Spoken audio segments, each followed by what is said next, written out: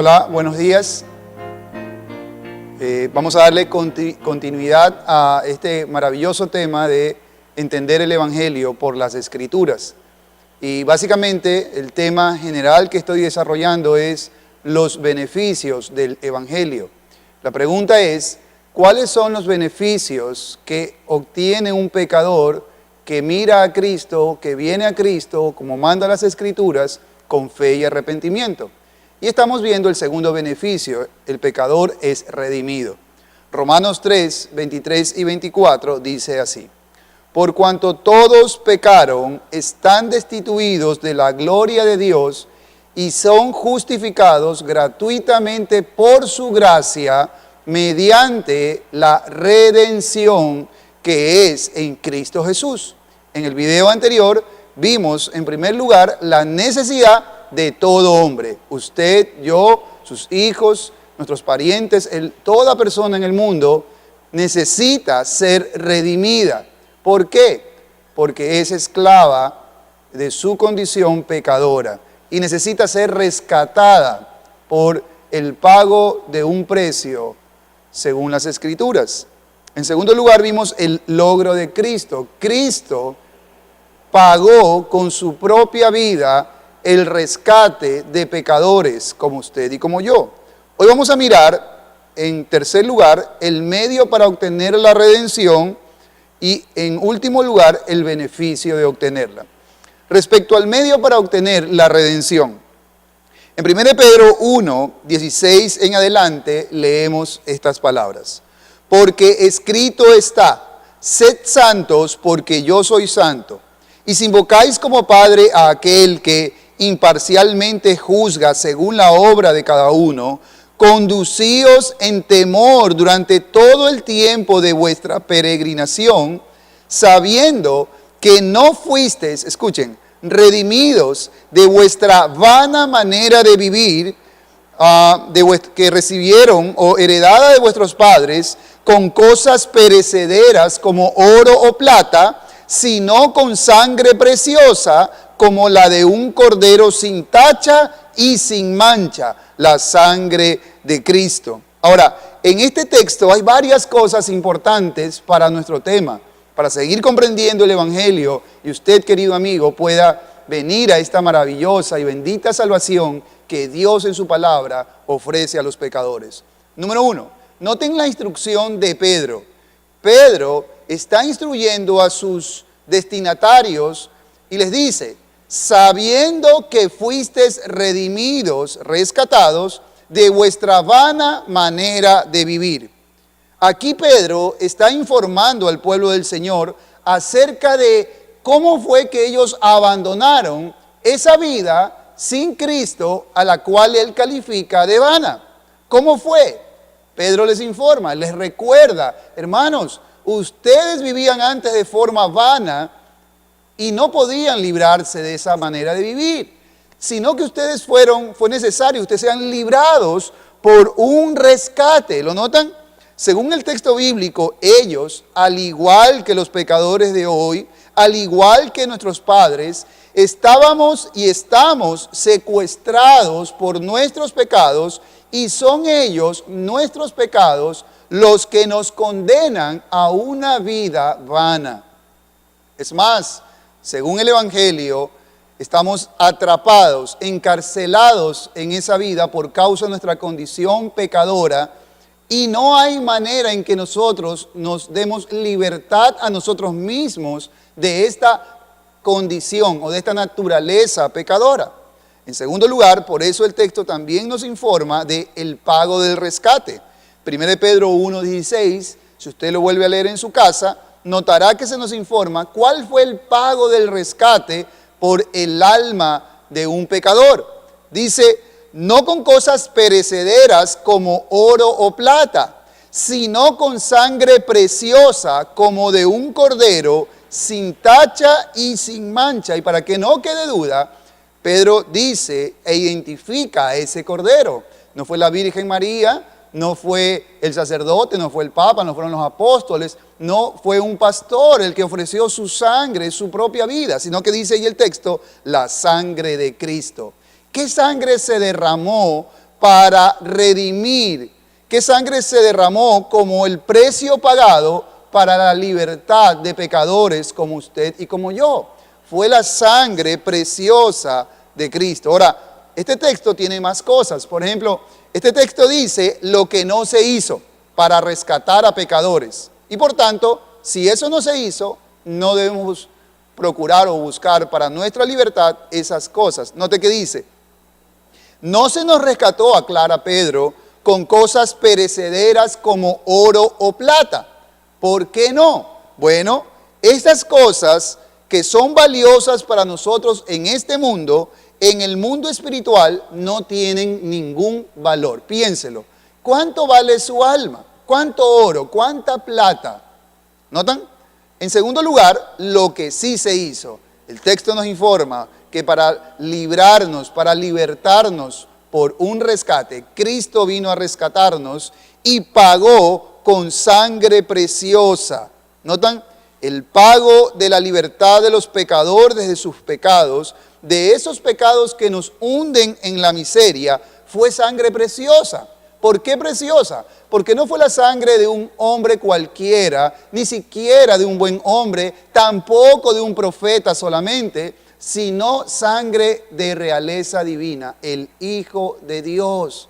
Y lo maravilloso de esto es que solo el Evangelio le ofrece al pecador ser librado, porque solo el Evangelio nos cuenta que vino uno al mundo y que pagó, que tuvo suficiente amor para entregar su vida en rescate y redimir así almas pecadoras. Déjeme ahondar un poquito en esto. Romanos 5, del 6 al 8, dicen lo siguiente. Porque Cristo, cuando aún éramos débiles, a su tiempo murió por los impíos. Ciertamente apenas morirá alguno por un justo. Con todo, pudiera ser que alguno osara morir por el bueno. Mas Dios muestra su amor para con nosotros en que siendo aún pecadores, Cristo murió por nosotros. Quiero que noten el argumento de Pablo en este texto respecto a qué fue lo que ocurrió o qué fue lo que hizo Cristo al morir en una cruz. Déjenme empezar en el versículo 7 cuando dice, ciertamente apenas morirá alguno por un justo. Con todo pudiera ser que alguno osara morir por el bueno. Pablo reconoce que las personas están dispuestas a morir por otras personas. Eso es posible, Pablo dice, pero eso no fue lo que Cristo hizo. Es posible que las personas, noten, Pablo dice, es posible que haya personas que quieran morir por otras, pero para que estas personas quieran morir por otras, debe haber una característica. ¿Cuál es esta característica? Deben ser personas buenas. Por ejemplo, amigos, si yo le pregunto a usted, ¿usted qué está dispuesto a hacer si la vida de un hijo suyo dependiera de usted? ¿Qué estaría dispuesto usted a hacer para salvar la vida de su hijo? La respuesta es evidente. Ustedes y yo que tenemos hijos, diríamos lo que sea. Estoy dispuesto a morir por mi hijo, a dar mi vida. Y eso es algo noble. Pregunta, ¿eso fue lo que Cristo hizo? No. Si yo le pregunto a usted, ¿y por qué usted está dispuesto a hacer eso? Hay varias respuestas, pero una de ellas es porque lo amo, es mi hijo. ¿Notan? Ahora bien, pero eso no fue lo que Cristo hizo y lo que Pablo nos está explicando que Cristo hizo. Para entender lo que Cristo hizo en la cruz, Pablo lleva el ejemplo mucho más allá. Piensen en lo siguiente. Ahora le hago otra pregunta diferente. ¿Qué estaría dispuesta o dispuesto usted a hacer por un extraño? Especialmente en salvar la vida. ¿Usted estaría dispuesto a ofrecer su vida para salvar la vida de un extraño? Bueno, déjeme decirle algo. Noten que ahí el ejemplo se pone más complicado. Pero es posible encontrar a personas dispuestas a morir por extraños, como ocurre, por ejemplo, con los soldados, que van a guerras y pelean por nosotros, los que no somos militares, para mantener al país a salvo y en paz. Y damos gracias a Dios por ellos. Pregunta, ¿eso fue lo que Cristo hizo? Tampoco. Déjeme llevar el ejemplo más allá. Noten, ¿por qué clase de gente murió Cristo? Esta es la pregunta.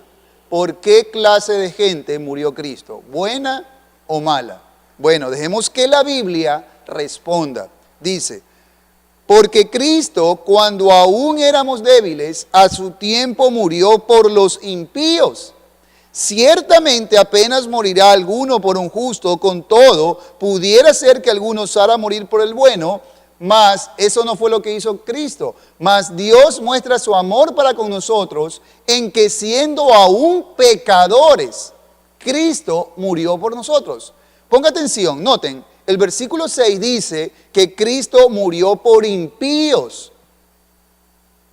¿Quién es un impío? La palabra impío tiene como sinónimos las palabras malo, pecador, perverso, transgresor. Entonces, ¿por quién murió Cristo? ¿Qué clase de gente es la que Cristo vino a rescatar? ¿Y por qué clase de gente Cristo estuvo dispuesto a ofrecer su preciosa vida en una cruz para salvar a esos pecadores? Bueno, ya lo dije, por gente pecadora, impíos, transgresores, hombres perversos, transgresores de la ley de Dios. Noten en segundo lugar que el pasaje, ¿quiénes son los impíos? ¿Quiénes son los pecadores? Bueno, toda la humanidad. Nadie se salva de esa descripción de la Biblia o de esa descripción que Dios hace de sus criaturas, porque todos hemos pecado. Todos tenemos una naturaleza inclinada al mal, no a los mismos males. Y ahí es donde muchos nos engañamos, porque miramos nuestras vidas y decimos, pero es que yo no soy tan malo porque yo no hago esas maldades de las que hace el de allá viola, mata, yo no lo he hecho. Ok, eso es cierto. Pero delante de Dios es condenable el que mata y viola, pero no solo él, sus propios pecados también Dios los condena. Y es importante que usted lo entienda para que comprenda su estado delante de Dios y usted pueda, al entenderlo, clamar a Dios, sálvalo a él, pero también sálvame a mí. ¿Notan? Noten el contraste que hace el versículo 7 y 8. Pablo en el versículo 7 dice que algunos pueden osar morir por el bueno, mas Dios muestra su amor para con nosotros en que siendo aún pecadores, Cristo murió por nosotros. El equivalente entonces de lo que Cristo hizo en una cruz fue esto. Piensen esto. Esta es mi tercera pregunta para usted. ¿Qué estaría dispuesto usted, caballero, joven, señorita, señora, qué estaría dispuesto usted a hacer para salvarle la vida a un enemigo? A un enemigo. A alguien que le ha hecho un terrible mal. Déjeme ser un poco crudo, pero es necesario para entender lo que el Evangelio nos está presentando. ¿Qué estaría dispuesto usted para salvar la vida de alguien que ha matado o violado a alguno de sus pequeños hijos? Si usted es honesto, su respuesta será, no tengo esa clase de amor. ¿No tengo esa clase de amor? ¿Notan? Tal vez, y solo digo que tal vez, ese es el nivel al que Pablo está presentándonos, ayudándonos a entender qué fue lo que sucedió en la cruz. Cristo no murió por gente buena, ni usted ni yo. Es cierto, tal vez hay hombres en el mundo que no se han descarriado revolcándose en todas las pozas como un chanchito, en todas las pozas de pecado que encontraron. Es cierto que hay hombres que si metafóricamente comparáramos al hombre con un chanchito, es cierto, hay chanchitos que se han revolcado en las 100 pozas de lodo que han encontrado. Esto equivale a aquellos hombres que son adúlteros, que son borrachos, mujeriegos, lujuriosos y todo lo que el mundo les ofrece, ellos droga, todo, ¿listo? Es cierto que hay otros chanchitos que de pronto solo en esta pocita se revuelcan. ¿Notan? Pero note, se revuelgan en su propia poza. Ese es el ejemplo. Mi intención es mostrarle que aunque es verdad que hay hombres que no han corrido detrás de todas las pasiones que otros han corrido y no se han revolcado en toda la inmundicia que este mundo ofrece, cada uno tiene su propia poza. Y delante de Dios estamos en un problema. Déjeme ahondar un poco más. Juan 8:36. Así que si el Hijo os libertare, seréis verdaderamente libres. Aquí está la maravilla. Esa es la razón por la que predico el Evangelio. Porque me encanta poder decirle a usted, amigo, que necesita ser salvado.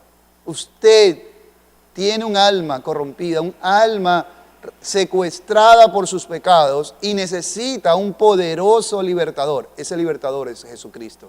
No la religión, no usted mismo, no el pastor, no el Papa, no la Virgen María, no los apóstoles. La Biblia dice que hay un solo mediador entre Dios y los hombres. Todo esto es coherente, no estamos forzando las Escrituras. Solo uno murió en una cruz para salvar pecadores, solo uno. A ese uno es el que debemos buscar. Y una vez más, este texto nos lo dice. Cristo está hablando y dice, así que si el Hijo os libertare, seréis verdaderamente libres. Noten que ese así que expresa que lo que sigue es algo concluyente, definitivo, es algo que no se negocia. ¿Notan?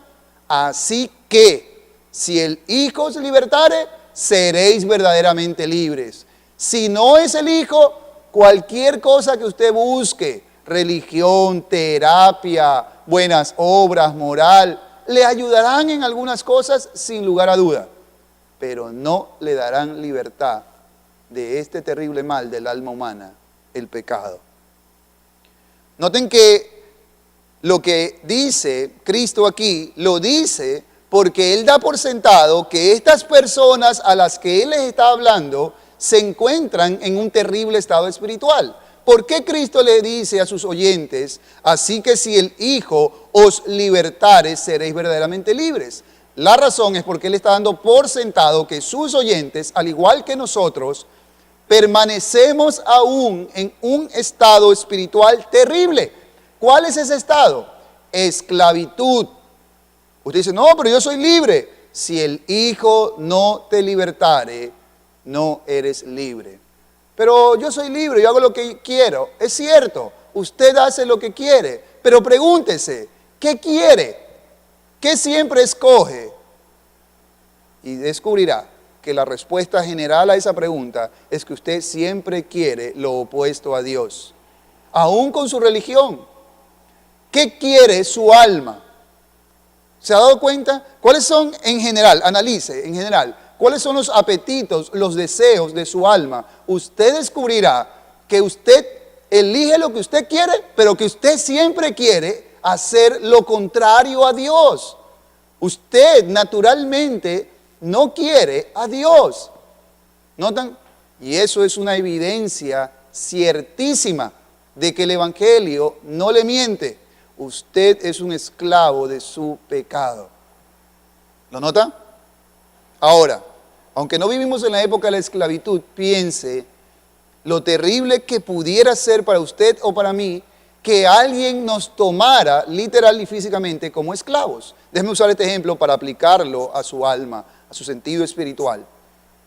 ¿Qué sucedería? Imagine lo terrible que sería que alguien lo tomara a usted o a mí como esclavos. Si fuéramos esclavos, ya no sería usted el que escogería sus horarios de dormir. ¿Cuándo ir a dormir? ¿Cuándo no? ¿Cuántas horas dormir?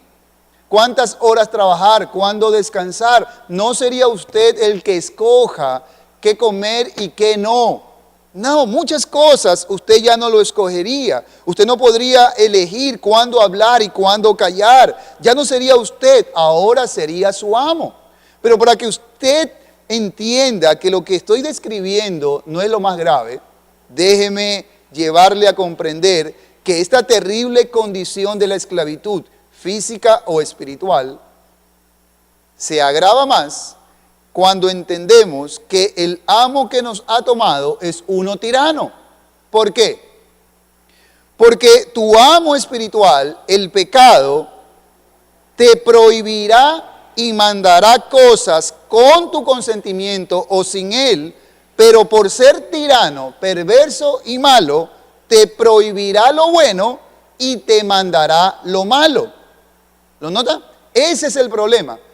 Las personas, imaginemos, sigamos pensando un poco imaginariamente, aunque hay partes del mundo donde esto es terrible y sucede. Personas son tomadas y hechas esclavas. Ahora piense, ¿qué es lo terrible de esto? Bueno, vamos a imaginar que alguien me toma como esclavo. Eso ya es terrible. Pero más terrible si el amo que me toma es uno tirano. ¿Por qué es más terrible? Porque él me mandará cosas. No tendré el consuelo que tendría otro, decir, bueno, no me gusta la esclavitud, pero por lo menos mi amo no me maltrata, por lo menos mi amo es considerado, por lo menos mi amo no viola mi fuero interno, no me manda cosas que yo no quiero hacer, ni me prohíbe cosas que sí quiero hacer, respeta ciertas cosas, ¿no? El que tenga un amo tirano no tendrá ese consuelo. ¿Notas la gravedad? Porque te mandará lo malo por ser tirano y te prohibirá lo bueno. Ese es el problema de tu naturaleza. La Biblia describe la naturaleza del hombre como una naturaleza pecadora, impía, corrompida, afectada por el mal. Y aunque el hombre escoge y decide hacer lo que quiere hacer, pregúntese, ¿qué ha escogido hasta ahora en relación a Dios? Usted ha escogido alejarse de Él, huir de Él, no quiere saber de Él. Y eso es terrible. ¿Notan? Cuando este sermón termine, algunos pensarán y dirán, eso es una exageración. Yo puedo dejar de hacer esto y esto cuando yo quiera. Bueno, inténtelo. Usted dice, esa es una exageración. Yo tengo control sobre mis deseos.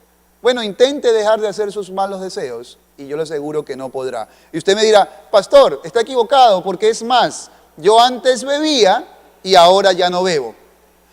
Ah, bueno, yo le felicito. Qué bien. ¿Quién le ayudó? Usted dice, no, hice una terapia o yo, mi fuerza de voluntad. Lo felicito sinceramente, pero entienda, el problema todavía está allí. Porque usted solamente se ha ocupado de un pecado.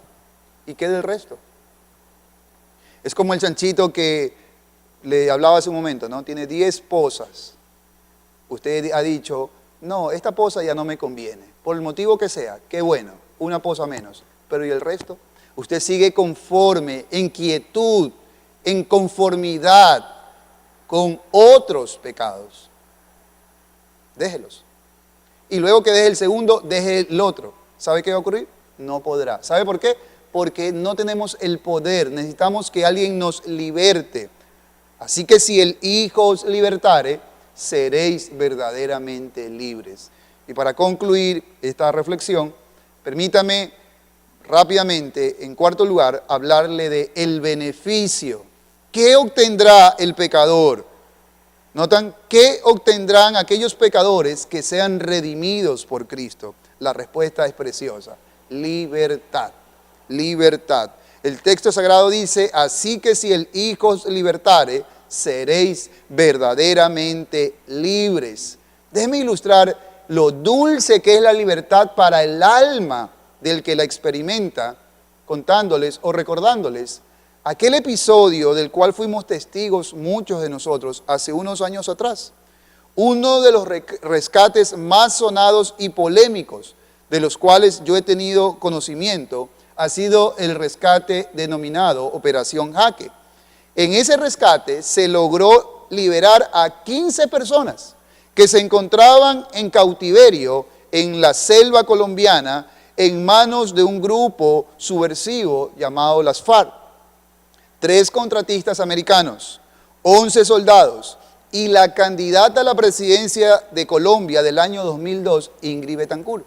Estas personas, la mayoría de ellas, si mal no recuerdo, más de 9 años recluidos en contra de su voluntad en una selva colombiana. Imagine, eso está en los videos, lo que ellos no podían hacer, tantas cosas que en ese estado no podían hacer. Ahora, ¿cuál es mi punto?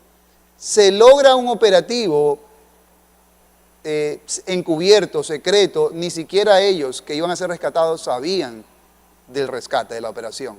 Ya cuando se da el rescate y ya en el aire, todas estas personas secuestradas, subidas a un helicóptero, ya en el aire, los militares que participaron de esta operación y que iban en helicóptero de civiles encubiertos, someten a algunos de los subversivos que iban en ese helicóptero engañados, y una vez que los someten, ya en el aire, Uno de ellos le dijo a los que estaban secuestrados: somos el ejército colombiano, ustedes están siendo rescatados, son libres. ¿Cuál es mi punto? ¿Por qué le recuerdo esta historia? Este es el punto. ¿Puede usted imaginar lo que esa noticia provocó en el alma de esas personas? ¿Puede usted imaginar lo que esa noticia produjo en el interior de esas 15 personas que por años permanecieron en contra de su voluntad, secuestrados? ¿Puede usted imaginar lo que esa noticia provocó alrededor, en el mundo, en los soldados, en la gente alrededor de ellos, fuera y dentro del helicóptero? Claro que lo puede imaginar. Lágrimas, cantos, felicidad. Amigo, este es mi punto. Usted ha vivido por años en la esclavitud de sus pecados. Joven, usted ha vivido por años, señorita, señora, esclava de sus pecados. Drogas, tal vez alcohol, soberbia, orgullo, irrespeto a sus padres, idolatría, mentira, homosexualidad, adulterio, fornicación. Usted sabe sus pecados. Y aunque al principio no le parecía, con el tiempo usted se ha ido dando cuenta por la gracia de Dios que el precio que ha tenido que pagar por ser esclavo de eso ha sido bien alto.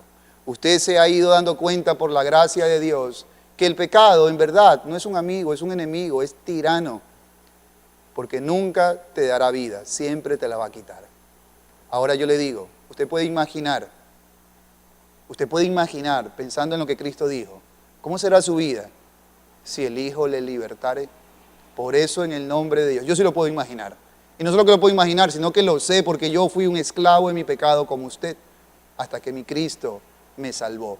Y yo le puedo dar fe y puedo animarle en el nombre del Señor. Y como dice la Biblia, puedo rogar como si Dios rogara a través mío, reconcíliese con Dios. Mire a Cristo, Él es el único salvador de pecados y por eso me encanta predicar el Evangelio. No hay más salvadores de pecados. Mire a Cristo. Si el Hijo os libertare, usted será verdaderamente libre. Esa es la promesa de Dios, no de una religión. Si usted mira una religión, si usted se mira a usted mismo, si usted mira a este o aquel hombre, por muy limpio o grande que a usted le parezca, ninguno le podrá librar. Solo Cristo le puede librar. ¿Nota? Si el Hijo os libertare, esta es la promesa de Cristo. Será usted verdaderamente libre y usted, se lo aseguro, gozará de una felicidad que hasta ahora no conoce. Que Dios me lo bendiga. Quiera Dios en su gracia usar este video para la salvación de su alma. Bendiciones.